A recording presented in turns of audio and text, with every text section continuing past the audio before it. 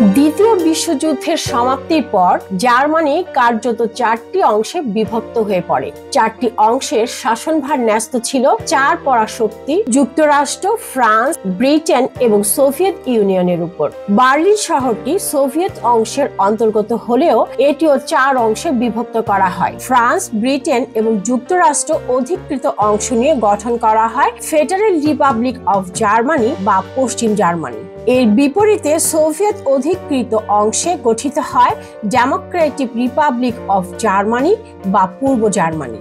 দ্বিতীয় বিশ্বযুদ্ধের পরিসমাপ্তির পর পশ্চিম জার্মানি পরিণত হয় একটি পুঁজিবাদী রাষ্ট্রে। 50-এর দশক থেকে শুরু করে পরবর্তী 30 বছর দেশটি বিপুল প্রবৃদ্ধি অর্জন করেন।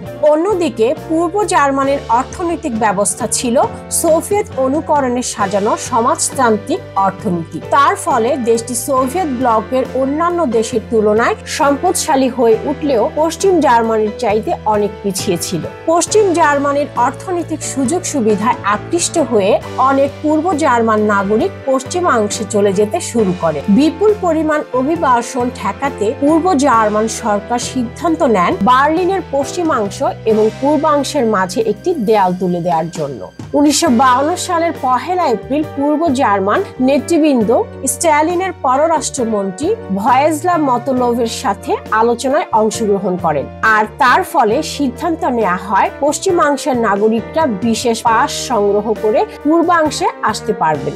স্ট্যালিন 2 জার্মানির সীমান্তকে বিপজ্জনক উল্লেখ করে এর 2 স্তরের পাহারার প্রস্তাব করেন, যার প্রথম স্তরে থাকবে পূর্ব জার্মানির সীমান্ত প্রহরী এবং দ্বিতীয়াংশে থাকবে সোভিয়েত সেনা। পূর্ব জার্মান প্রধানমন্ত্রী ওয়াল্টার উলবিকট এই ব্যাপারে তড়িৎ পদক্ষেপ নেন। প্রস্তাবটি সোভিয়েত প্রধানমন্ত্রী নিকিতা ক্রুশ্চেভ অনুমোদন করেন। প্রথমে প্রস্তাব করা হয় 2 অংশের মাঝে পৃথককারী তার কাটার বেড়া দেওয়া হবে। 1961 সালের 12-13 আগস্ট মধ্যরাতে ঠিক পরে সৈন্য এবং নির্মাণ শ্রমিকদের নিয়ে ট্রাকগুলি পূর্ব বার্লিনের মধ্য দিয়ে ছুটে আসে। বেশিরভাগ বার্লিনবাসী যখন ঘুমাচ্ছিলেন তখন এই ক্রুরা পশ্চিম বার্লিনে প্রবেশকারী রাস্তাগুলি ভেঙে ফেলতে শুরু করে। তারা কংক্রিটের খুঁটির জন্য গর্ত খুঁড়ে এবং সীমান্ত জুড়ে কাঁটাতারের তার বিছিয়ে দেয়। পূর্ব এবং পশ্চিম বার্লিনের মধ্যে টেলিফোনের তারও কেটে দেওয়া হয় এবং রেলপথ বন্ধ করে দেওয়া হয়। বার্লিন ওয়াল ছিল প্রায় 153 কিলোমিটার 95 মাইল দীর্ঘ এবং এটি পূর্ব বার্লিনকে পশ্চিম বার্লিন থেকে সম্পূর্ণ বিচ্ছিন্ন করে ফেলেছিল।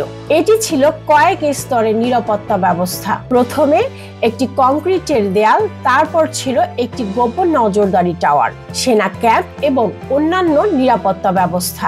প্রাচীরের মধ্যে অন্তর্ভুক্ত ছিল সুরক্ষা অঞ্চল, যা ছিল একটি বিরাট খালি এলাকা যেখানে প্রাচীরটি ছিল 50 মিটার 165 ফুট পর্যন্ত বিস্তৃত। পূর্ব এবং পশ্চিম বার্লিনের মাঝে যাতায়াতের জন্য 8টি আনুষ্ঠানিক পথ রাখা হয়। 1961 সালের 26 আগস্ট থেকে 1963 সালের 17 ডিসেম্বর পর্যন্ত পশ্চিম বার্লিনবাসীদের জন্য সবগুলো পথ বন্ধ ছিল।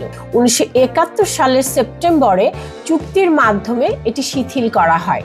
1989 সালে পূর্ব ইউরোপে গণতন্ত্রের আন্দোলন তীব্র হয়ে ওঠে। পূর্ব জার্মানির মানুষ, বিশেষত তরুণরা, সরকারকে চাপ সৃষ্টি করতে থাকে। একই সময়ে সোভিয়েত ইউনিয়নের নেতৃত্বে পরিবর্তন আসতে শুরু করে, যার ফলে পশ্চিম এবং পূর্ব জার্মানির সম্পর্কের পরিস্থিতি বদলাতে থাকে। 1989 সালের 9 নভেম্বর একটি ভুল ঘোষণা থেকে পরিস্থিতি অপ্রত্যাশিতভাবে দ্রুত বদলে যায়। পূর্ব জার্মান সরকার ঘোষণা করে যে পূর্ব বার্লিন থেকে পশ্চিম বার্লিনে যাওয়ার জন্য সীমান্ত খুলে দেওয়া হবে, কিন্তু এই ঘোষণাটি কিভাবে প্রভাব ফেলবে তা স্পষ্ট ছিল না। এর ফলে হাজার হাজার লোক বার্লিন ওয়াল বরাবর জমা হয়ে যায় এবং তারা প্রাচীরের মধ্যে দিয়ে পশ্চিম বার্লিনে প্রবেশ করতে শুরু করে। বার্লিন প্রাচীর পতনের পর 1990 সালের 3 অক্টোবর পূর্ব ও পশ্চিম জার্মানি একটি একক জার্মান রাষ্ট্রে পুনর্মিলিত হয়।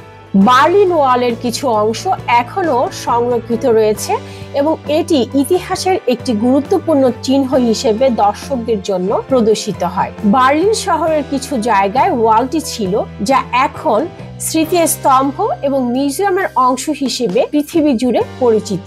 বার্লিন ওয়াল শুধু একটি শারীরিক প্রাচীর নয়, এটি শীতল যুদ্ধের সময়ের বিশ্বব্যাপী বিভাজন এবং একনায়কতন্ত্রের বিরুদ্ধে মানুষের সংগ্রামের প্রতীক। এই ঘটনার মাধ্যমে স্বাধীনতা, একতা এবং গণতন্ত্রের প্রতি মানবতার অদম্য আকাঙ্ক্ষার প্রতীক হয়ে ওঠে বার্লিন ওয়ালের পতন।